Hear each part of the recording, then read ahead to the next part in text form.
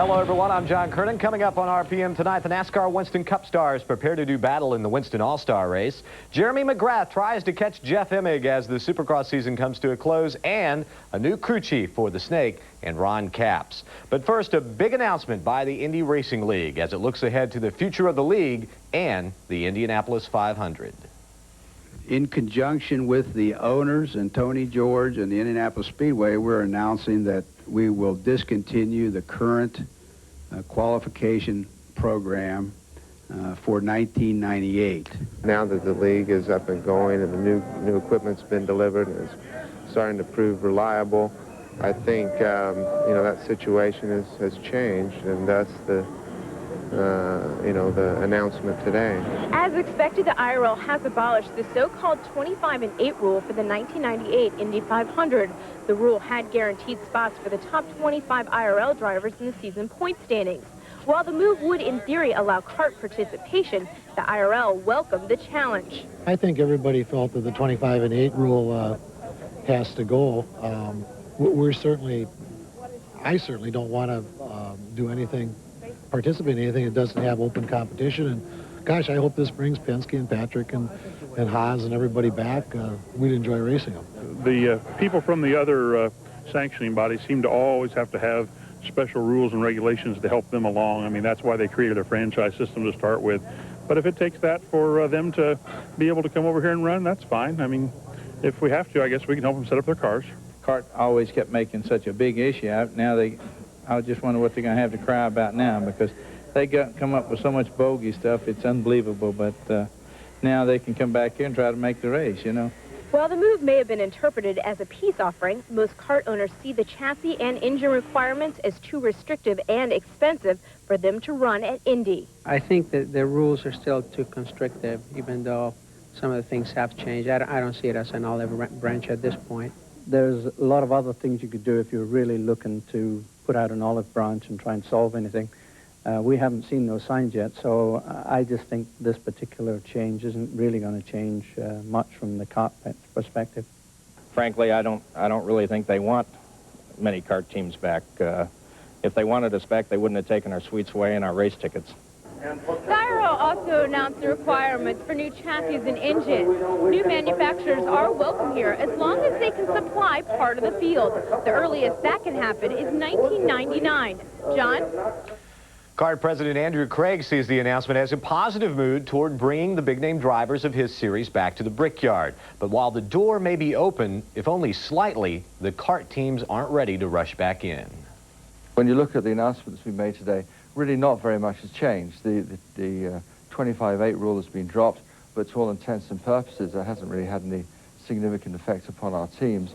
And the chassis rules, essentially, and the engine rules are just the same as they were. We have regular board meetings, and I'm sure we'll be discussing this at our next board meeting, but I don't anticipate calling a special meeting on this. Well, I think it's a positive step. As I said earlier, I think it acknowledges that our teams are an important part of the Indy 500, and I would also acknowledge the Indy 500 is an important event. But I think also a sense of perspective needs to be maintained here, and I certainly wouldn't want any fans to be misled into believing that a resolution is imminent, because there are many, many issues that would have to be resolved. And certainly at this stage, I think reaching a resolution in the short term is going to be very difficult indeed. The 25-8 rule was one of the major factors that led to the split between ourselves and the Speedway. There's no question of that. But of course, a consequence of the 25-8 rule is that we've broken away. We've gone and done other things. We've added new races. We've changed our schedule. We started racing in Brazil. Next year, we'll be racing in Japan. And you really can't put the clock back. And if there was a settlement, and I stress that remains if there was a settlement, then quite clearly all of those factors would have to be taken into account. Many factors come into play when it comes to the specs. We have to think about the engine manufacturers who've supported us over many years, many of whom don't even make an engine which would be eligible for the IRL. And of course, for our chassis manufacturers who enjoy the challenge of building these high-tech cars that we race, frankly, I don't think there's a lot of interest in building such a car. If kart were to return to Indy, it would have to revamp its schedule, which now includes 2 races during the month of May. Team Penske driver Al Unser Jr. wants to return to Indy, but he agrees with Craig. There's still a long way to go. There's a lot of rules that that still are left on the table, still unanswered, but I still go back to, you know, getting rid of the qualifying procedures that they have, the guaranteed 25 starting spots. That is definitely a great sign that the Speedway's putting forth that says, look, we want you guys back. Marlo Klein has been covering the story at the Speedway, and she is now standing by with Dr. Jerry Punch. Marlo?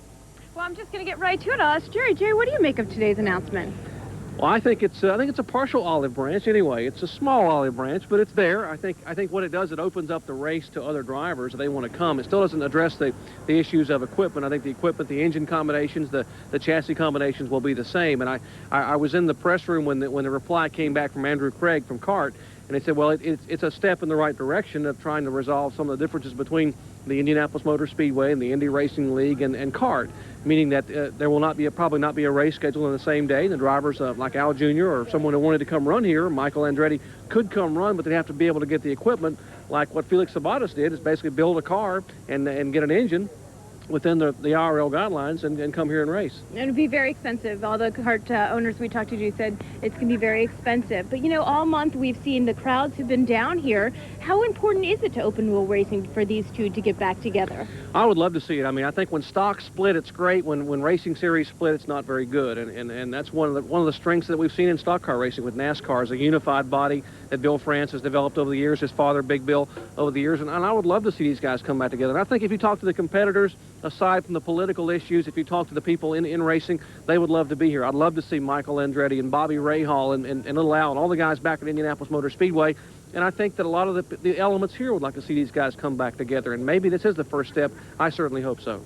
One of the scariest moments today was the Johnny O'Connell wreck. We're going to show the video here in a second, and it appeared to be a blown engine, but it wasn't. It was actually an oil fitting that came off. It was an aluminum fitting on the right side of the engine that basically just came out of its seat. It was the threads came apart, and we're talking about 110 psi for oil pressure on these engines, and that came apart and started blowing oil. And even though they had the diapers under the car, the oil began to spray. You saw the blue smoke from the back of the car. It whips around 360 and noses right into the wall. And they still had not read the G meters on the car when we were over in the garage a little bit ago, but it was a violent impact all the way back to the front bulkhead. And you also you were in AJ's garage. They were supposed to do 2 cars here after the wreck, but they may have had a surprise driver. Well, you know, I tell you what happened is after the wreck, they have the Delara, which Billy Boat will qualify tomorrow, hopefully, and they have the original G-Force that Scotty wrecked 2 days ago, a week ago, last Wednesday. And that car's being put back together. So AJ walked up and looked in the tub, and I was standing there. He looked at me and said, "Doc, what do you think? It looks big enough here." Looked over at Tommy LaMance, the team manager. He said, "Tommy, you think I can get in this thing?" And he was at this twinkle in his eye. And they said everyone was saying no. LaMance was saying no, Baranowski. And about that time, Tony George walked in, and I was standing there, and Tony walks over and says, "What are you doing, AJ?" He says, "You know, I'm thinking about getting in the car." And Tony said, "Oh, no, you're not. No, you're not." We all started shaking our head. AJ had a big smile, but all he needs is a little prompting, and I guarantee he'd be back in that car in a heartbeat. All right, thanks a lot, Jerry. O'Connell has a dislocated left foot, and back to you. All right, thank you very much, Marlo and Jerry. The NASCAR Winston Cup teams qualify for the Winston Open and the Winston All-Star Race at the Charlotte Motor Speedway. Bill Weber has more on that, plus a NASCAR denial to a report on a new race in Vegas next year. John, qualifying for the Winston is, well, unique. It's 3 laps, a 2-tire stop, and 1 big winner that starts on the pole. But like any race, in this race it's not where you start, it's where you finish. Last year, Michael Waltrip started last in the Winston and came on to win with a daring pass he wasn't certain would work. You know, a lot of times you make a move like that and you think, all right, and then when you get in front, your car won't go. I had a car that would go that night, and that's what made it so much fun. Can you do it again? I really feel like we can. We're really looking forward to qualifying, you know, making the pit stop, giving the crew a chance to be a part of it, and getting us a good starting spot. Dale Earnhardt is the only 3-time winner of the Winston, but hasn't won anything in over a year.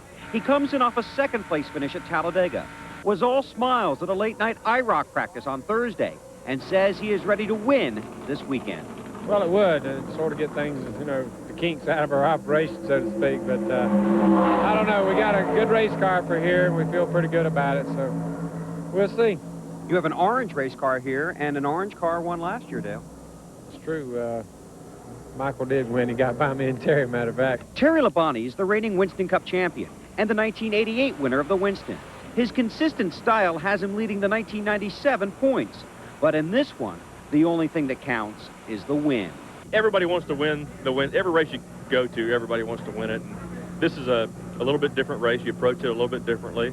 We're like everybody else. We're going all out for it, and you know, we want to come out on top. But it's a tough show. Kyle Petty has never won the Winston, but certainly came close when he dueled Davey Allison to the finish in 1992. Now, driver and car owner Kyle knows how big a win in the Winston would be to his new team. Let me tell you something. It's big for me if I win the Civitan lottery where I live. You know what I mean? It's big for me if I win anything. But it would be huge for this team. To think that we could come out in the first 10 or 12 races of the year and win a race is something we never thought about. Now, normally this is a pretty quiet weekend, but there is one item to note. A NASCAR spokesperson has denied a report that the Las Vegas Speedway has been given a Winston Cup date for 1998.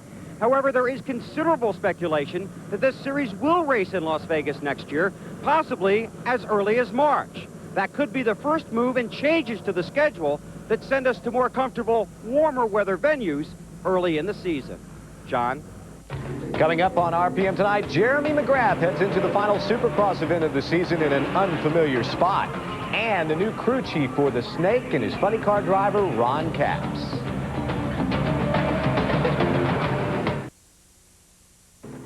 RPM Tonight is being brought to you by Tiger Shark World-Class Watercraft. One ride and nothing else matters. Tiger Shark, get hooked. And by Radio Shack. You've got questions, we've got answers. When Don the Snake Prudhomme announced last year he planned a return to funny car this year with driver Ron Capps, every die-hard drag racing fan's heart started pumping double time. But the Snake's car and driver haven't exactly lived up to expectations, so they've brought in a new crew chief. We're about a third of the way through the year, and I'll tell you, the Copenhagen Camaro just wasn't cutting it out there and having a lot of problems. So I call up my good friend Roland Leong here, and we put together a deal, and him and Wes Cerny and the whole team's hooking together here and get this Copenhagen car running. Now, it wasn't all that long ago, or maybe it was, that Don Prudhomme was driving a car owned and tuned by you. Quite a bit of history between you two guys. Oh, you're right, Dave. And now the tables are turned, and I don't know what to expect of this. I can tell you, he's a tough boss. That's the story around here. The funny car wars are really tightening up, but John Force looks to be a little vulnerable right now, Don. Yeah, he sure does, you know, and I like to see that, of course. And a lot of the cars are really hot now. You just don't have to worry about Force anymore. The McDonald's car, the Etchells, there's a bunch of them out there that can smoke him off and us. So we just want to get in the hunt. You know, we put this program together to run good, and I think Roland can turn this car around for us. Any major changes you can tell us about? Not really. We just made a whole bunch of little ones, and we're going to go out there the first one, step on the pedal, and start our work from there. All right, we're going to see what happens right here at Raceway Park in the Mopar Parts Nationals. Back to you in the studio, John. Thanks, Dave. In qualifying at Englishtown, Kenny Bernstein quick with a track record elapsed time, and funny car Chuck Etchells was quickest. 2 track records there. Warren Johnson led the way in Pro Stocks, also with new track records. 4-time defending Supercross champion Jeremy McGrath needs to win the season finale this Saturday night at Las Vegas to have a chance at wrapping up his 5th straight title. But he also needs current points leader Jeff Emig to finish 10th or worse. Emig's performance this season does not indicate that will happen. 5 wins: Tempe, Indianapolis, Daytona, Houston, and Dallas. Just as impressive is Emig's consistency. Only 1 finish outside the top 10. But McGrath has hung around all season long. Despite a move to Suzuki this year, he has wins in Minneapolis and St. Louis, and only 3 finishes outside the top 5. Emig, McGrath, you can't get a better start with the 2 contenders. Emig and McGrath have seen a lot of each other this season. In 6 races, they shared the podium, including 1-2 finishes in Tempe and St. Louis. For Emig, the Supercross title would be his first. His improvement is evident. In the past 3 years, he has finished 4th, 3rd, and 2nd in the final point standings. For McGrath, it will be the first time in his 250 career that he doesn't finish the season with a championship. It's kind of a long shot, you know. I'm 13 points down. I mean, it's Jeff's going to have to, if I win the race, he's going to have to get 9th or better. So, I mean, that's relatively easy. So if there's nothing disastrous happens, it's kind of a long shot for me, but all I got to do is go out there and ride the best I can, and hopefully I win the race and, you know, see what happens. Here's a look at the points. If Jeff finishes 9th, McGrath wins, they would wind up tied at the top. If that happens, Emig would still get the title because he has more wins this season. Coming up next, the hottest driver in NASCAR eyes his first victory in the Winston All-Star race.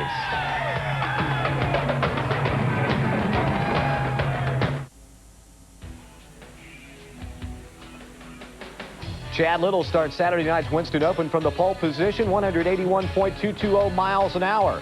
Robbie Gordon made it back from Indianapolis for the weekend's race. He was 10th fastest in qualifying. And remember, only the winner of the Winston Open earns a transfer spot to the Winston John Andretti 12. Mark Martin heads into the Winston as the hottest driver in the field. He's won the last 2 Winston Cup races and also threw in a triumph in the Busch Series at Talladega for good measure. And he's standing by with Bill Weber. Well, John, watching Mark Martin's crew, all smiles here at Charlotte, and I know you're still feeling great after 2 in a row. Well, we really do, and, you know, we just want to keep it going. I'm feeling lucky. I'd like to keep it going this weekend. You like it here at Charlotte? This is one of the greatest racetracks I've ever driven on. I love it here. We always run good here, and, you know, we're ready to go. One of the fastest in practice, too, Mark. We're decent. Yeah, we're right there, close.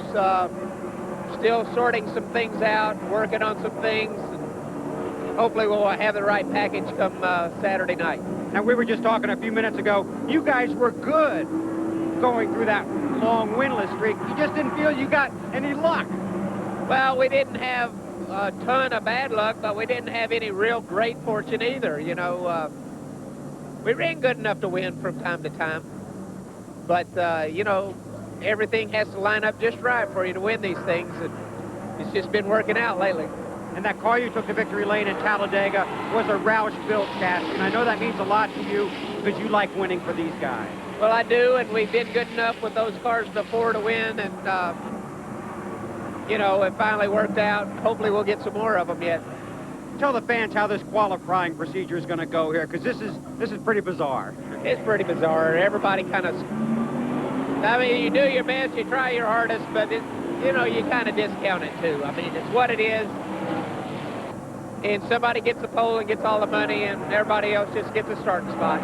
Okay. Well, Mark Martin's won 2 points races in a row. He'd love to win the Winston, but the big one he's looking forward to is the 600, the second step in that Winston million. John? Thanks, Bill. When we come back, several drivers looking for speed to make the field for the Indianapolis 500.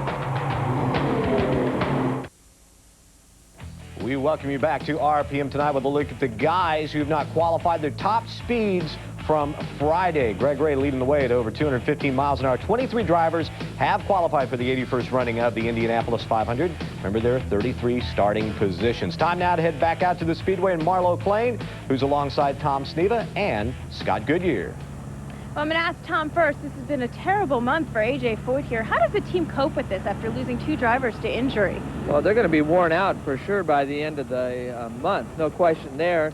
Sharp, the second time he crashed, you know, they were worried about him being knocked out, and most of the guys, the rumor going around was that he wasn't knocked out until Foyt actually did get to the car. But it's tough. You know, that's a lot of equipment. You know, when Foyt was driving himself, he wouldn't let he'd always have a backup driver, but he wouldn't let Snyder or those guys go out until the second weekend, give them 3 or 4 laps, so they didn't have enough laps in the cars to really hurt too much. And those guys are busy. It's tough. They've lost, you know, a bunch of cars, a couple drivers, and but that's part of big-time racing. And if you're, you know, if you're going to come to play, you got to be able to accept the downs with the ups. But I think they're going to be in good shape on race day. Another guy who has had a very busy 24 hours, but only for good reason. I'm joined now by Scott Goodyear. You had your 3rd child last night. We did. Very excited with that. Haley was born about 8:30 last night, so the first girl in the Goodyear family. We have 2 boys and 1 girl, so we're very excited. Scott, your teammate Arie Luyendyk has been grabbing on most of the headlines by grabbing the pole position, but you've quietly been progressing very nicely this month. We have been. I've been very pleased. We had a rough first week. We had a lot of things go on with the car, some motor problems. We didn't really get a lot of track time. So the end result is the car really started working for us on Friday and on Saturday morning for qualifying. Didn't really turn in a great qualifying. Not too bad. Really wanted to be on the front row, but the Monday and Tuesday full tank runs went real well, and Ari and I were first and second quick on Monday, and I think we got a good setup. So we ran Monday, Tuesday, and everybody's back at the shop getting the cars prepped for carburation day, and we'll just sit back and wait for Sunday. I think we got a good program together. We got a good team, and the Nortel car's working well, and I think we're going to be in good shape come race day. Scott, you've come unbelievably close to winning this race a couple of times here, but you have to believe that this year you're in a great position to win your first Indy 500. Well, we are. I think after I got over the disappointment of not being able to have a shot at running for the pole on Saturday and then not being on the front row, I looked back at it and said, you know, let's look at the big picture here. And we've been on the front row, we've been on the second row before, and you're running up front all day is really what matters. And you have to be there at the end to go across the finish line first, and that's what we want to do. And I've really been focusing on that a lot, and the guys in my car are excellent. We got great pit stops. We've got a great shot. You just have to be there all day, and the motors are running real strong now. Our last motor we took out on Tuesday had 580 miles on it, so Roush is doing a great job for us, and we're just getting prepped for race day. So we're a little quiet, but we're pretty confident. All right, thanks for that. Congratulations again. John, back to you. Thank you, Marlo. Check out Friday's Fast Fact, and we'll return right after these important messages.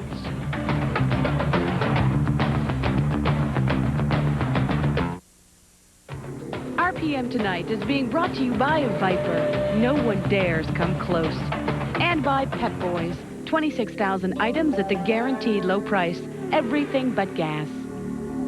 We've got a lot of racing action coming your way this weekend on the ESPN family of networks. Saturday, Indianapolis 500 time trials highlight the action. At 1 Eastern Sunday afternoon, you can watch the NASCAR Busch Series at Nazareth live on ESPN and the final hours of qualifying from the Brickyard. Midway through qualifying for the Winston All-Star Race. Bobby Labonte, last year he won the pole. He is on the pole as we speak alongside Dale Jarrett. As you take a look at the rows, Rusty Wallace, Mark Martin, Jeff Burton, Ward Burton, Ernie Irvin, and Sterling Marlin has just knocked Bobby Labonte off of the pole.